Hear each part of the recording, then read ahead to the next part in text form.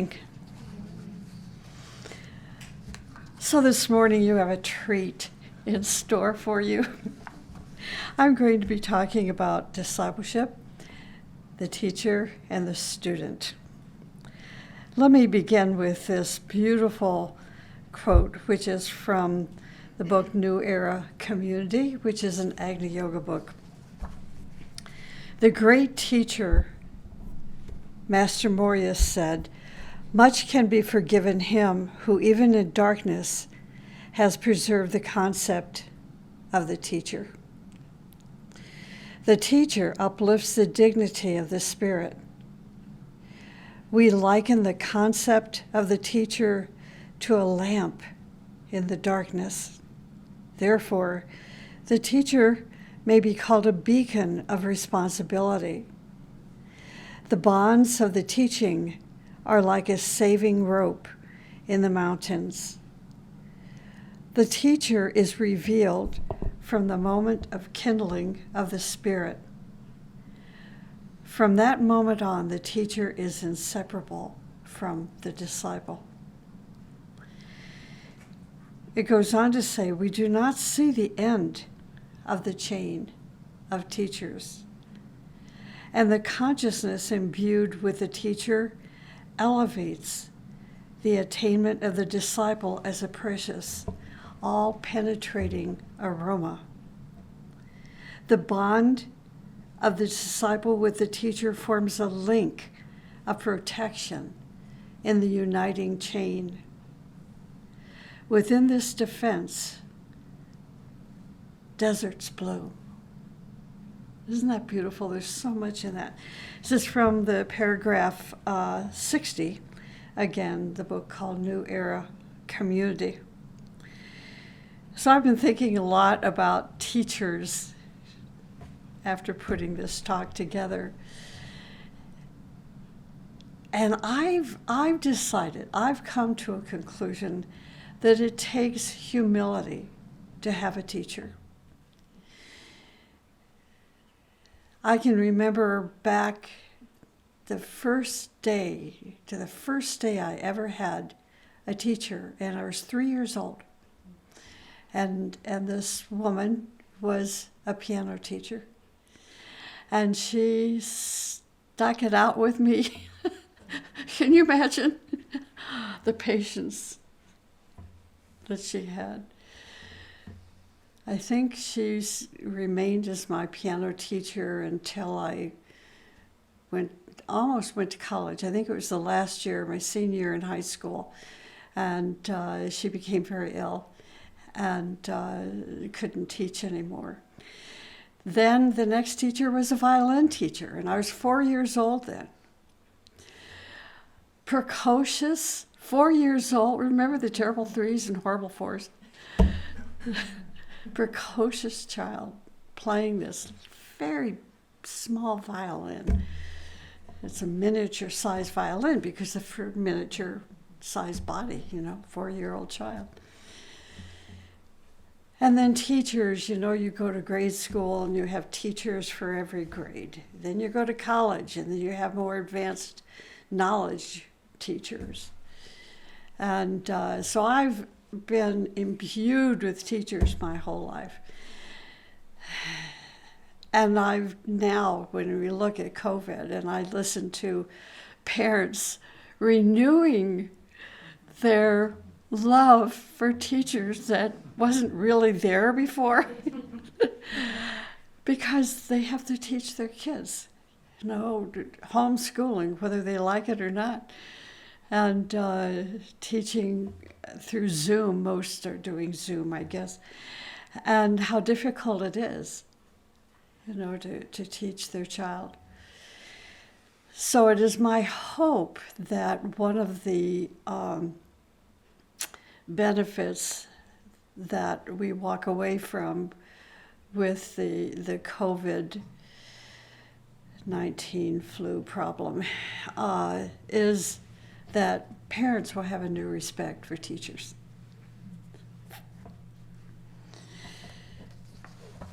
So I love teachers, and I'm grateful. And the thing is, you have to pick your teacher. And I've had some good teachers, and I've had some really, really bad teachers. And but I remember reading in a book called Challenge for Discipleship by Torgrim Saradarian.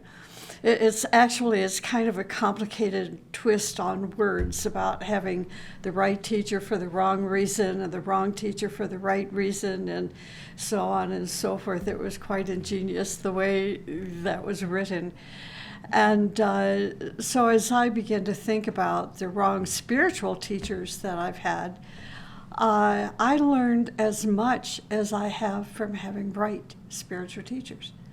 I've learned different things, obviously, from the wrong teacher than what I learned from the right teacher, but I certainly learned to recognize the difference between a good teacher and one that's not qualified yet. So, humility. As we become adults, our ego is usually pretty well developed. I can even remember a teacher telling me one day that you have to build an ego before you can let it go. And I really loved that until I learned that we don't have to build an ego, it's just there. We bring it with us from one life to the next, to the next, to the next. Yeah, so I think she must have been talking about something else, but so it took me a while to let that concept go. See, it's the wrong teacher for the right reason. I really had to think about that. But humility makes us, in a way, a sponge, where we're open and listening and wanting to learn. And what we learn, we absorb into that sponge. And then as we, squeeze the sponge out, squeezing it out is what we're able to share from what we assimilated and learned, and now are manifesting it in our life. So that's just some random thinking about, teachers and sponges. How's that? So let me begin with my written talk. There has been such a long time dismal representation coming from those who stand in authority, especially in the spiritual community, that now even educated and intelligent people have started talking against the authority of the teacher, against what Agni Yoga calls the earthly teacher. The majority these days seem to detest authority, and I think reasonably so, because we have had such a poor representation of teachers and others as well, but today we're focused on teachers.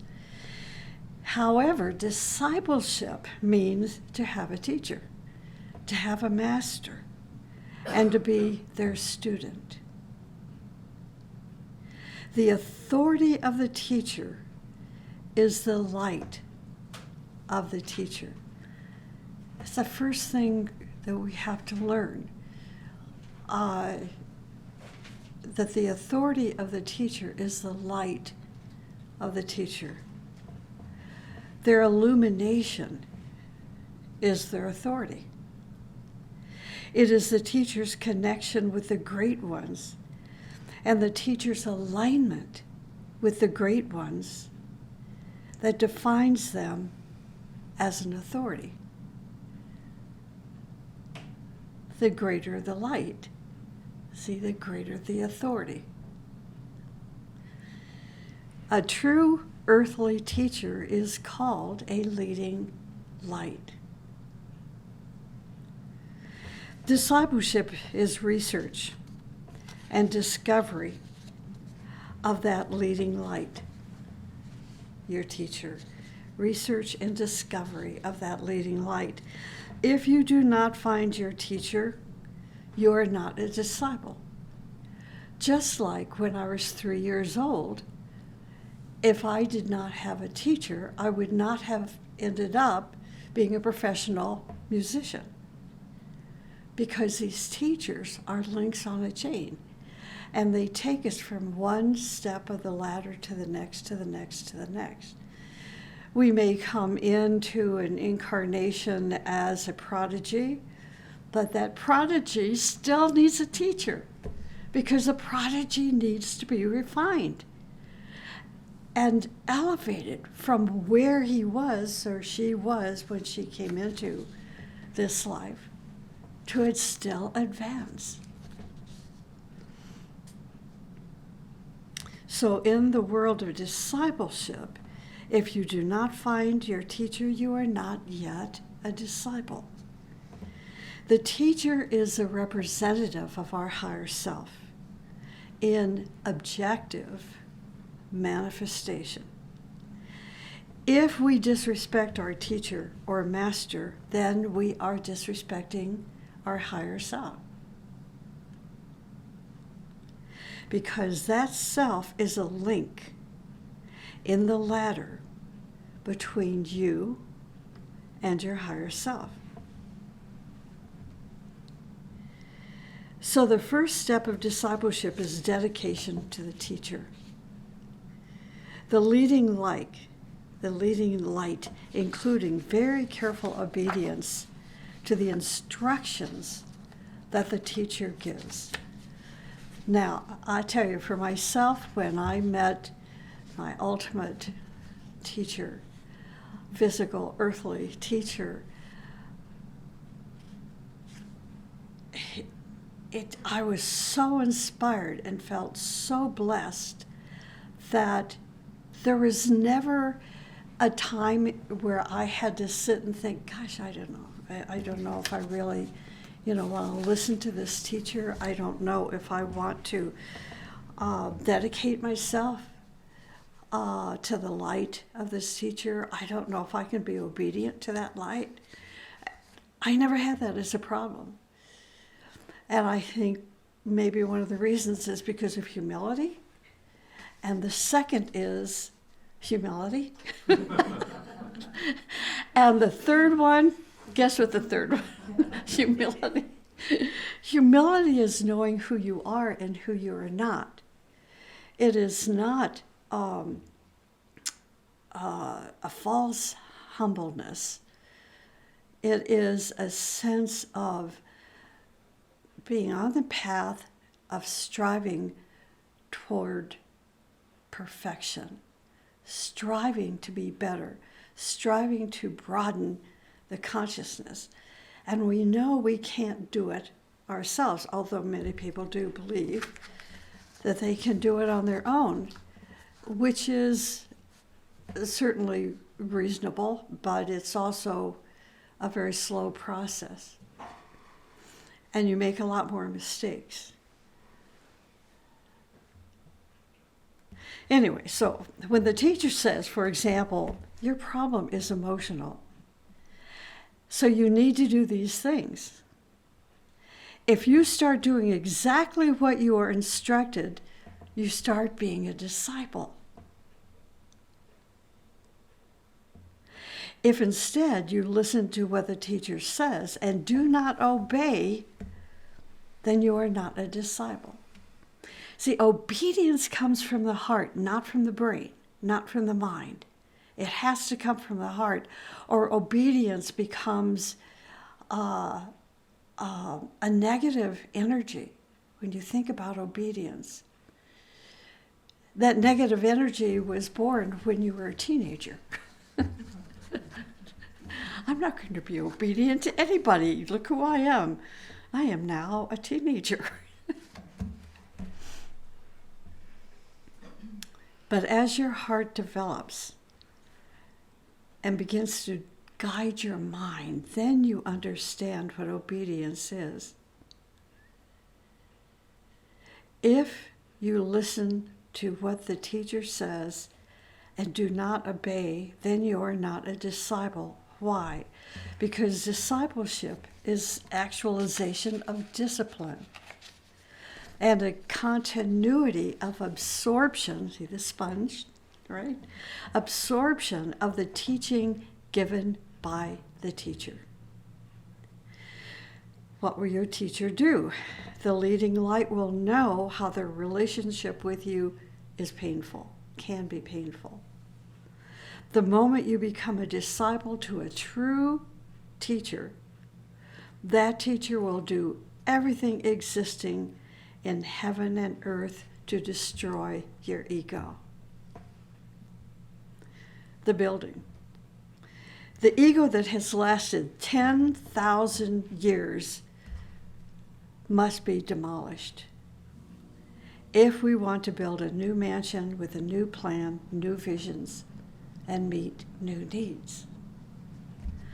Old-fashioned buildings are obsolete, and we are 90% like old-fashioned buildings which cannot survive earthquakes, floods, rains, lightning, and so on.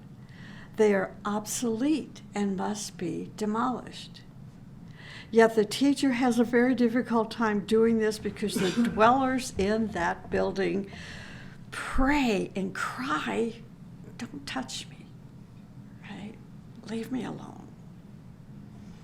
Poor us. We want exactly that body, exactly that emotion, exactly that mental buildup. Well, how to break it? So the teacher fails if they feel pity and do not break down those old buildings.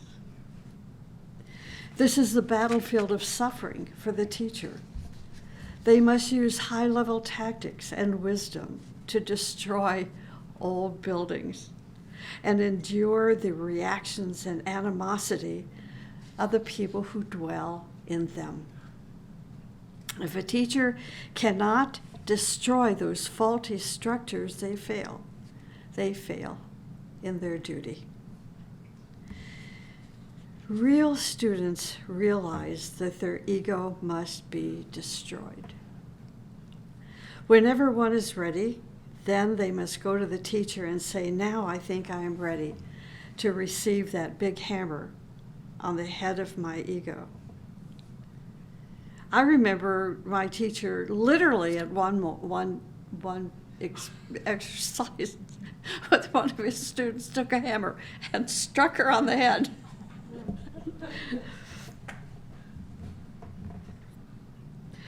So when the teacher is ready, the teacher looks into their eye. When the student is ready and the teacher looks into their eyes and says, "Now you are entering the path of discipleship." As long as a student carries their ego, they're showing off, they will never enter discipleship.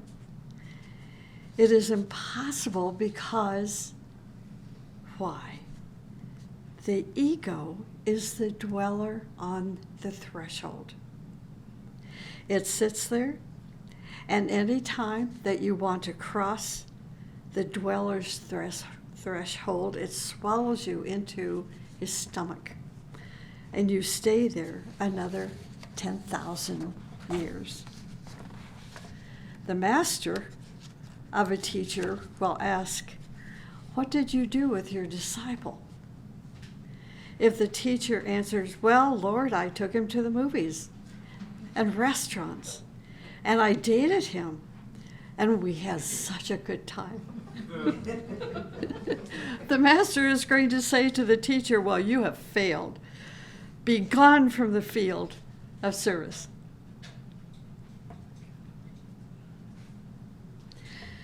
Hierarchy means a chain of beings. Every disciple is a teacher, and every teacher is a disciple. The responsibility of the teacher is to break the ego of the disciple. If you're really becoming somebody, your somebodyness will express itself by the readiness of asking for the ego to be destroyed. Our religious teachers have never understood that this is exactly what Christ said to a rich man. "Lord, The rich man said to Christ, I came at night to ask you what I must do to enter the kingdom of God. Because he had an ego, he thought people should not see him. So he came at night. Aha! The first tail of the ego is seen. Then Christ said, you know. Feminine, masculine, right?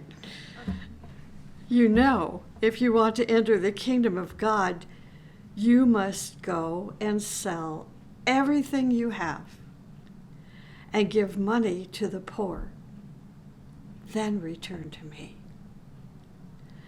Everything that the man had accumulated was synthesized in his ego and had to go. His ego was the representative of everything he had and was. You will never be able to enter the higher mysteries if the ego is carried within you, because the ego is the false self. It is very touchy, especially to the people whom you love, especially to the people who help you. The ego creates the most difficult barriers. How do you crush the ego of someone who is helping you? If you must crush the ego of someone you do not like, no problem, right? It's so much easier to do. That is why the teacher must go beyond their emotions so that they do not fail in their duty. The ego must be beaten, but to beat the ego requires a very complicated surgical skill. You can also kill the person in killing his ego. You must be very careful that you do not touch the real essence when you are taking the mask away. It is a very delicate surgery that must be performed. The teacher cannot bother about the emotions of the disciple. They cannot bother about their words and their reactions. It does not matter. They will do the surgery, cut the muscles, but when the light comes closer to the real self, they will be very careful. The second thing the teacher must do is to break the vanities of their students. Oh my. This is not a path for the weak. There are three major elements that the teacher must break. Three: ego, vanity, and self-will. What is self-will? Think about this. The best way I can define self-will, and this is so beautiful, is to say that it is the direct opposite of the will of hierarchy and the will of Shambhala. It's the direct opposite. The disciple expresses the will of hierarchy life after life until one day the will of Shambhala dawns in their heart. They serve the purpose of the great planetary being, and through that purpose they come in contact with the divine will. That's the opposite of self-will. Ego, vanity, and self-will are dark triangles in a person's psyche. The teacher must be able to see our vanity and hit it exactly with a hammer. Vanity in our walking, in our makeup, in the way we think and talk, in the way we relate to our family and friends. The list is endless.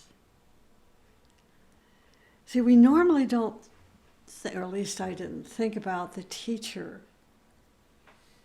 seeing my relationship with my husband and my children. Didn't think about that. You know, we have the teacher and we have ourselves, and then we have our life over here. And we think that the teacher only sees the relationship that we have when we're with them. But I soon learned in that accepted discipleship, he knew everything about both my boys. He knew everything about my husbands. And when I finally discovered that, it brought me comfort, because it also brought protection and understanding and patience. It was very, very beautiful. And I opened the door. I let him into that other part of my life, my family life.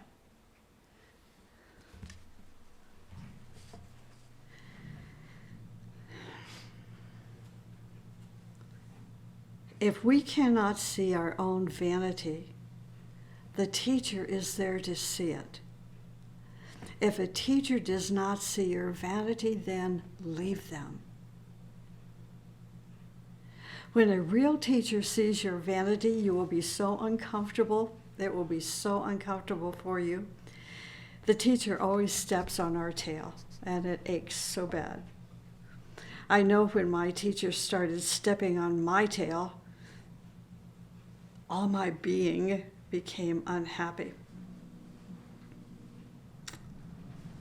And then on the other hand, this is very interesting. It's like two sides of two different coins. The one coin was really, really unhappy because I felt like a failure. And the other coin was, finally, I'm getting somewhere in this life. And that's the joy. So if the teacher does not do this, does not step on our tail, be very careful, because they are not true teachers. You are going to really be uncomfortable with the teacher, or that teacher is not active in your life. You've put the teacher over here, if it's a real teacher. So I want to share a story with you, one that I really love, for it reflects the leading light, the disciple, and it also represents striving in the light of service. One day it occurred to a certain emperor that if he only knew the answers to 3 questions, he would never stray in any matter. The first question is, what is the best time to do each thing? What is the best time to do each thing? The second question, who are the most important people to work with? Who are the most important people to work with? And the third, what is the most important thing to do at all times? What is the most important thing to do at all times? The emperor issued a decree throughout his kingdom announcing that whoever could answer the questions would receive a great reward. Many who read the decree made their way to the palace at once, each person with a different answer. The emperor was not happy with any of their answers. After several nights of reflection, the story goes, the emperor resolved to visit a hermit who lived in the mountain and was said to be an enlightened man. The emperor wanted to find the hermit to ask him the 3 questions, though he knew the hermit never left the mountain and was known to receive only the poor, refusing to have anything to do with persons of wealth or power. So the emperor disguised himself as a simple peasant and ordered his attendants to wait for him at the foot of the mountain while he climbed the slope alone to see the hermit. Reaching the holy man's dwelling place, the emperor found the hermit digging a garden in front of his hut. When the hermit saw the stranger, he nodded his head in greeting and continued to dig. The labor was obviously very hard on him. He was an old man, and each time he thrust his spade into the ground to turn the earth, He heaved heavily. I mean, you're getting the picture, right? The emperor approached him and said, I have come here to ask your help answering my 3 questions. The hermit listened attentively, but only patted the emperor on the shoulder and continued digging. The emperor said, you must be tired. Here, let me give you a hand with that. The hermit thanked him, handed the emperor the spade, and then sat down on the ground to rest. Time went on. The hermit did not answer the emperor's questions. After several hours of digging, the emperor politely asked the hermit if he did not intend to answer his questions. If not, he would like to leave. The hermit lifted his head and asked, do you hear someone running over there? They both saw a man with a long white beard emerge from the woods. He ran wildly, pressing his hands against the bloody wound in his stomach. And the man ran toward the emperor before falling unconscious. Opening the man's clothing, the emperor and the hermit saw that the man had received a deep gash. The emperor cleaned the wound thoroughly and then used his own shirt to bandage it, but the blood soaked it within minutes. He rinsed the shirt out and bandaged the wound a second time and continued to do so until the flow of the blood had stopped. The hermit gave the emperor a hand in carrying the man into the hut. The man closed his eyes and laid quietly. The emperor was worn out from a long day of climbing the mountain and digging the garden. Leaning against the doorway, he fell asleep. When he woke up, he looked over to the bed and he saw the wounded man also looking around him in confusion. When he saw the emperor, he stared at him intently and then said in a faint whisper, please forgive me. But what have you done that I should forgive you? Asked the emperor. You do not know me, your majesty, but I know you. I was your sworn enemy, and I had vowed to take vengeance on you. For during that last war, you killed my brother and seized my property.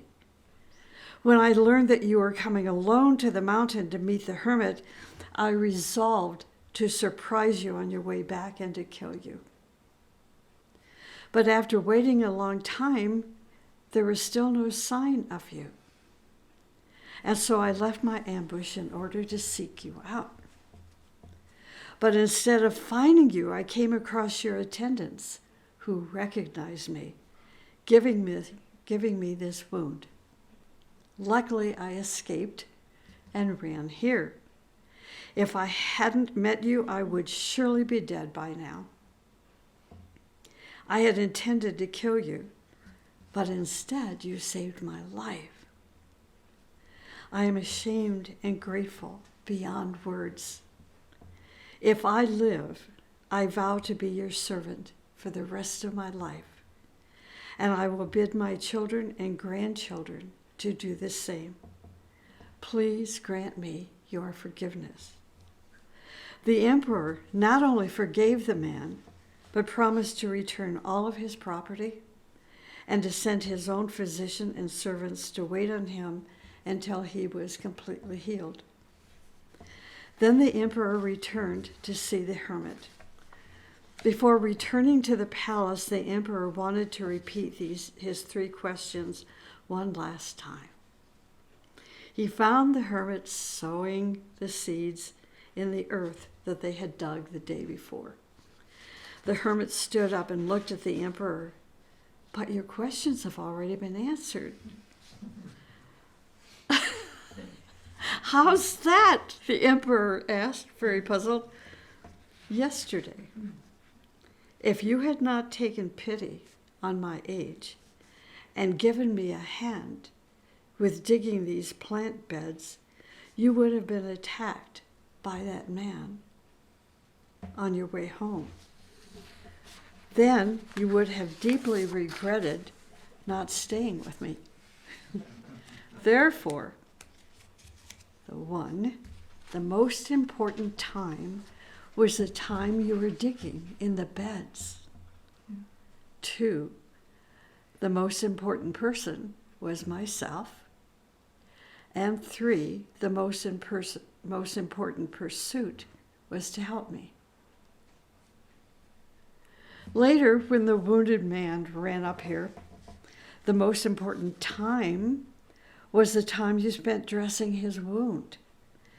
For if you had not cared for him, he would have died, and you would have lost the chance to be reconciled with him. Likewise, he was the most important person. That was 2. And number 3, the most important pursuit was taking care of his wound. Remember that there is only one important time, and that is now. The present moment is the only time over which we have dominion. The most important person is always the person whom you are with, who is right before you. For who knows if you will have dealings with any other person in the future. The most important pursuit is making that person the one standing at your side. Happy, for that alone is the pursuit of life. So let me repeat the emperor's questions for you. The first question, what is the best time to do each thing? 2, who are the most important people to work with? And 3, what is the most important thing to do at all times? Our growth as awakened disciples are marked not so much by grand gestures as by extending loving attention to the tiniest particulars of our lives. Every relationship, every thought, every gesture is blessed with meaning through the wholehearted attention that we give to it, bring to it. Thus, one of the most important ways to live our life is to pay loving attention to the littlest particulars of our life. And this is what the great light is positioned to do until we learn it ourselves. And it can only be learned when we have eradicated our ego and vanity and self-will. For it is these 3 components that blind us to the tiniest particulars in our life. One of the reasons I love this story so much is that it reminds me of my teacher. He represented the old man. He represented the hermit in the story, and he represented the emperor. The teacher can be like that, a shapeshifter, with their guidance and instruction and visions and experience and example. I remember my teacher telling his disciples that just when you think you really know your teacher, he changes. You should never try to second guess your teacher, your leading light. Until you contact your higher self, you do not have guidance except through your teacher, your leading light. After you contact your higher self, it is then the teacher's duty is to cooperate with your higher self and to help you in the many departments of your life so that you are sure you are under the guidance of your inner watch. Teachers are needed even after the 4th initiation. Even angels have teachers. We are also told that great lives in space have those who guide and inspire them. So you must discipline yourself with the teacher as a supervisor. If you are not in discipline, the teacher will warn you. And sometimes you have to pay attention because that warning frequently comes as suggestions and hints. The greatest teachers are those that warn you 99% of the time and praise you only 1%. If a teacher starts to praise you every moment, be careful. A disciple must develop devotion to the teacher, to the vision and the plan of the teacher, to the wisdom of the teacher and what they stand for. And the disciple must prove their devotion with active discipline. Without devotion to the teacher, you cannot assimilate wisdom. It's very magical. See, if we listen to these words with our mind, with our brain, with our reading knowledge, and we haven't assimilated the beauty and the depth of what these words mean, then they stay on the surface of influences from outer sources. Devotion to the teacher sounds very Piscean age. And yet we're in the Aquarian age now, which is group, right? The new era, group consciousness. So how do we devote ourselves to a teacher and not fall into subservience? If you are a person of confidence, of light and love and your own power, then you recognize what you are devoting yourself to with that teacher. You're devoting yourself to their experience, their wisdom, their training, their education, and their alignment with hierarchy. And that devotion will take you right up the ladder to hierarchy, and from hierarchy to the Lords of Shambhala. And that's where our devotion lies. Without devotion to the teacher, you cannot assimilate wisdom. Why not? Because we're always criticizing and monitoring and editing and proofing what the teacher is saying, what the wisdom of the teacher is portraying. Well, so I'm out of time this morning. I even wrote this down. I knew I was going to be out of time, but actually we're doing pretty good. So let me end with this. Without devotion to the teacher, we cannot assimilate wisdom. For example, let us say that 3 people are listening to a master. One hates him. One is indifferent. And one is devoted. When the master is talking, he not only speaks words, but he also sends out energy. The one who is devoted will absorb both the energy and the words. The other 2 will reject the energy but absorb the words. The words without the energy become lifeless shells in their mind. Devotion creates a communication system which absorbs the energy and resources of the teaching. If a person hates or dislikes the teacher, they should stay away from that teacher because they will be flooded with words but not energy, and this will hurt the person. A disciple must have dedication to the teaching, not to the teacher. However, you cannot learn the teaching without a teacher. It is impossible because the teaching is energy, not words. Think about that. It is energy, not words. You can read the words, but not absorb the energy unless it is given by a teacher who amplifies the words with his energy.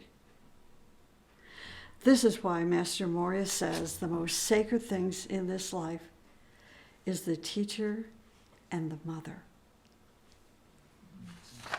And that's it. I have about 2 minutes I can answer questions.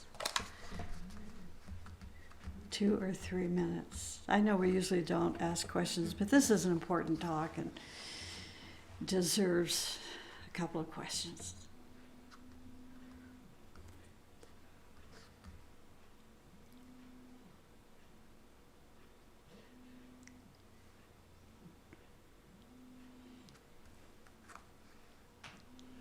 No questions? Uh-oh. Well, you can ask your questions, send them to me through email or text or whatever device you use. Intuitive if you want to. Were you raising? Yeah. You said the teacher has to know how to cut the ego from, let's say, the real self. How does the teacher know, how to cut off the bad and not the good, kind of? If I were a surgeon, I could really give a great answer to that question. She's asking you, how do you cut the ego and not cut the self? It's delicate. It is delicate, and the teacher has to know you.